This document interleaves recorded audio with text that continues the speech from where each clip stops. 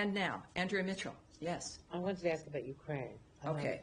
Russia has continuously been bombing Ukraine, Kyiv the other day, more bombing overnight, after calling for a ceremonial ceasefire, a 3-day ceasefire next week so they can celebrate and honor their World War II victory, but they have still not agreed, I believe almost 50 days since it was first proposed, to the ceasefire, the 30-day ceasefire that Ukraine has accepted.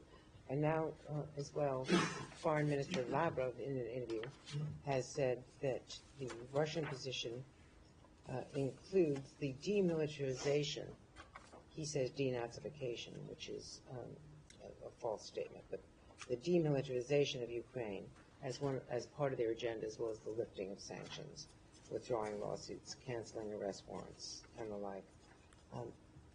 First of all, the U.S. reaction to the continual bombing in Ukraine by Russia, and second of all, the Russian demand for demilitarizing. Would the U.S. ever consider requiring the demilitarizing of Ukraine as a condition of a peace plan? Well, I can't and would not discuss what the options were or what's on the minds of our diplomats. And I understand, and I hear from people outside of this briefing room and certainly from all of you, and it's your job to ask. But that is not something we can do. It's harmful to get ahead of what our experts, what our diplomats, what the Secretary of State, what the President of the United States, the most powerful people in the world meeting to find a resolution to this. And discussing it or speculating does not help. It increases, I think, fear and confusion. So I won't do that. But I do have something I can tell you that the Secretary said to me about the situation just a short time ago, Andrea Mitchell. We are now at a time where concrete proposals need to be delivered by the two parties on how to end this conflict. How we proceed from here is a decision that belongs now to the President. If there is not progress, we will step back as mediators in this process.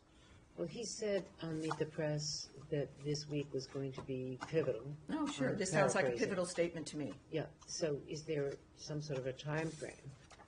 Well, he said now. He said now is the time where concrete proposals need to be delivered by the two parties in the conflict. And if there is not progress, which we leave, of course, I'm not going to speculate on what that timeline means to the President or to the Secretary. But that is a very distinct statement from the Secretary. Both the Secretary and the President are very transparent men, and the American people have been watching this process openly, which itself is kind of a new experience. But that is what he said to me just a little bit ago. Can you speak to his level of frustration with the process? It seems to be reflected in his statement. I will not channel the Secretary. He again, is very available. And he has been, again, you saw him this weekend on television, and he's a very clear, often unguarded, transparent man who cares about the nature of what is transpiring on this planet in a very unique position to make a difference. And that is what he wants to do. Yes, sir. Thank you. Just to follow up on what the Secretary has said, you quoted him as saying concrete proposals need to be delivered by both sides. Proposals on what? Well, obviously to end the conflict. So I mean, it's about what they've been working toward is a ceasefire, a complete, full, durable ceasefire, right? Not a 3-day moment so you can celebrate something else. A complete, durable ceasefire and an end to the conflict. Does this mean that the proposals that the United States had on the table, is it off the table now that you're seeking? I'm not going to speculate on what the statement that's been made here means about things that have existed or have been discussed before. It's just what he has said today, and I think it's clear. Fair enough.